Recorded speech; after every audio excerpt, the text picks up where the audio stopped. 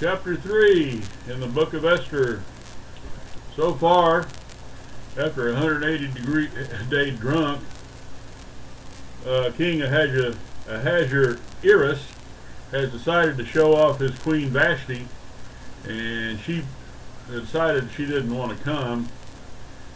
So his buddies who are there with him getting toasted decided and said, well, you ought to get rid of her and find you a new queen. So it's basically what he did. He held a beauty contest and got himself a brand new queen whom he doesn't know exactly who she is. Just one number of hundreds of girls that were gathered into the palace. Her name was Esther. She had an uncle by the name of Mordecai who now sat at the gate, which meant he was a city judge. Pretty high place. There's been a plot found out of a couple of the guards. We're going to bump the king off, but word got to him and he had those folks hung. And those are those things that these things are fixing to talk about. After these things did King Xerxes, I'm going to use Xerxes again because this other one's a mouthful for me, promote Haman the son of Hammedatha the Agagite, and advanced him and set him to seat above all the princes that were with him. And all the king's servants that were within the king's gate bowed and reverenced Haman, for the king had so commanded concerning him. But Mordecai bowed not, nor did him reverence, because this is a place where you start out with anti-Semitism. Actually, you say anti-Shemitism because they are Shemites, because the S is SH. That's the way it's pronounced in Hebrew, SH. He didn't like Mordecai because Mordecai wouldn't bow and scrape to him and all that, because the Mosaic law said not to. Don't go bowing to each other. Don't put people on pedestals. Yeah, you can honor somebody in their particular place and know that they may have you may work for them and all that, but don't go bowing and scraping to them. If you're going to bow to somebody, bow to God. And Mordecai knew that, and it got Haman all bent out of shape. The king's servants were in the king's gate, said unto Mordecai, why transgressest thou the king's commandment? And it came to pass, when they spake daily unto him, that he hearkened not unto them. And they told Haman to see whether Mordecai's matters would stand, for he has not told them he was a Jew. Which is a really good idea, because a lot of folks around there didn't like Jews. They could consider them of a kind of a subhuman thing. This is another example, one of the number of examples on earth where Satan has tried to get rid of the Jews. Stalin tried it. People in Russia are still trying it. They're trying to starve them to death. Hitler tried it. Look what happened to Germany and all that. There is a bad thing that come down on your head for getting on to the Jews, because there is that Abrahamic covenant that you don't get down on the Jews. You leave them alone. If you don't like them, that's one thing. To abuse them is quite another, because God will pick that, because you pick a fight with the Jews, you pick a fight with God. And his arms are a lot longer than yours are. And when Haman saw that Mordecai bowed not, nor did him reverence, then was Haman full of wrath. And he thought scorn to lay hands on Mordecai alone, for they had shown him the people of Mordecai. Wherefore Haman sought to destroy all the Jews that were throughout the whole kingdom of Xerxes, even the people of Mordecai. So the cat was out of the bag. He knew that Mordecai was a Jew. Mordecai was a Jew. And not only did he want to kill Mordecai, but the whole shooting match. And the rest of this is a plot to do so, or at least part of it. In the first month, that is the month Nishan, in the 12th year of King Xerxes, they cast pur, that is the lot, before Haman from day to day, and from month to month, and the 12th month, that is the month of Adar. This is a, let me find the word, lottery. That's how they were collecting money, through the lottery. This state collects money for a lottery, and it's pounds and pounds of money. All kinds of money coming in from the lottery. It really is supposed to be for the benefit of schools, but it's going a whole lot further than that, because there's lots and lots of money. I mean, you can 150 million bucks if you really, things really stack up. But we'd previously discussed that Xerxes had crossed over and tried to take Greece away from the Greeks, and the Greeks kicked him around the block, even to the point of 400 ships were sunk by a storm. Now, who controls storms? It's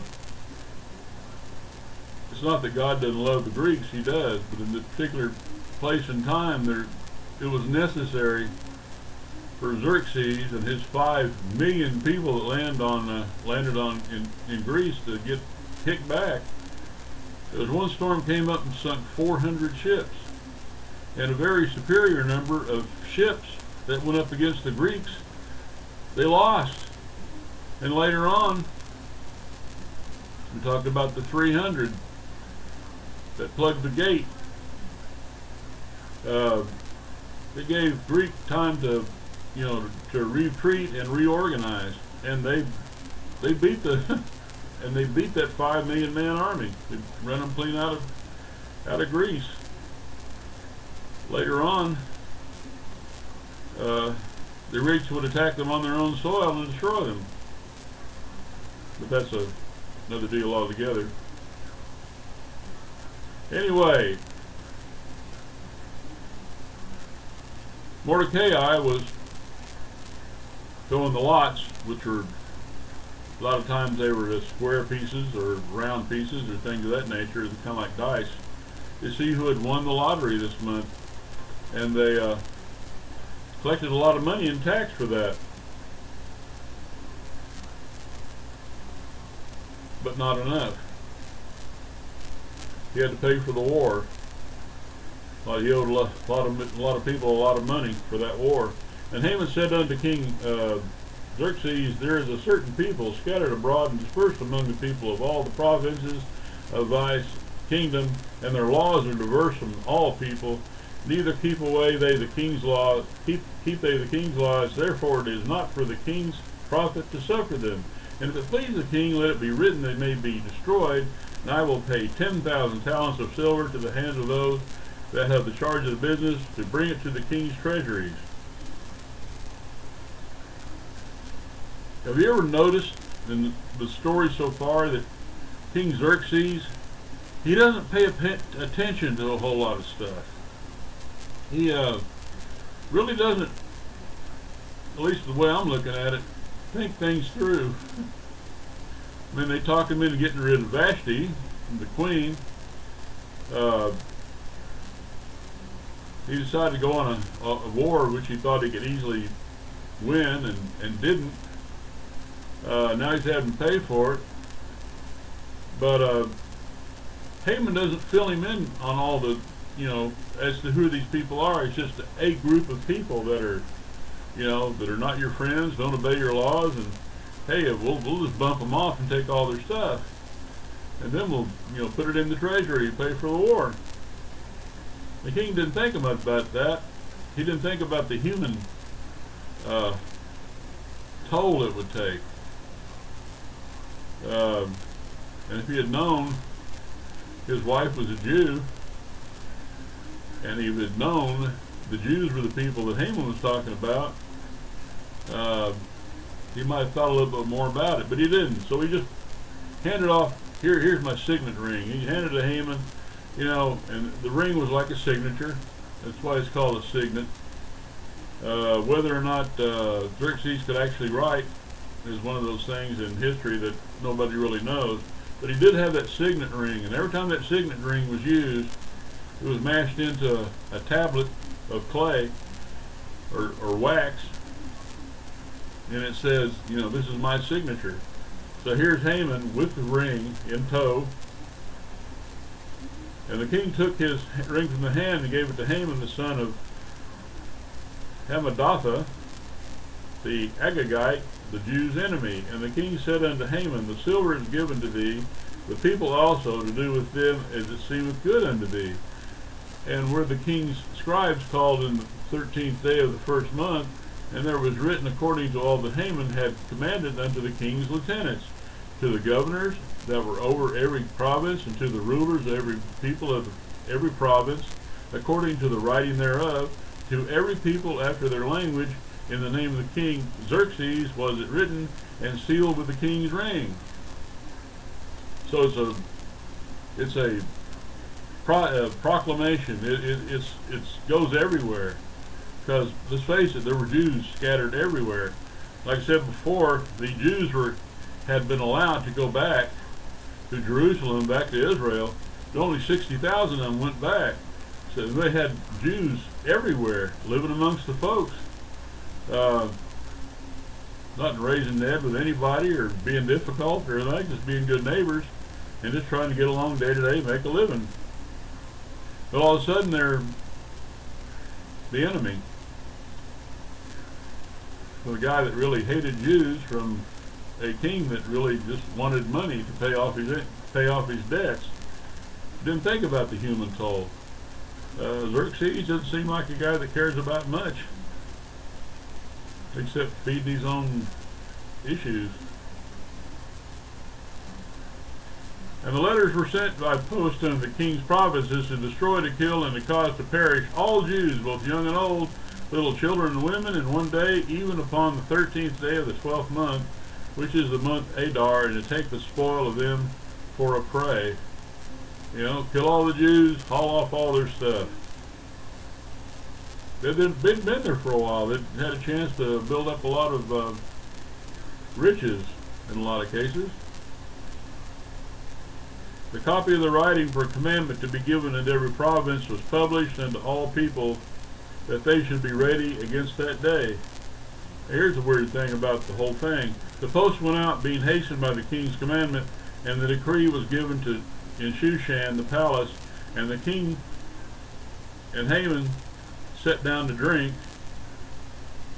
Well, everything's done now. Let's sit down and get hooched again. But the city Shushan was perplexed, because they really couldn't understand, why are we killing off all these Jews? What have they done to us? They've been here for a long time. They take care of their business. They're good neighbors. They're nice folks. And they really couldn't understand what was going on. But things will come clear in chapter 4. And I will see you then.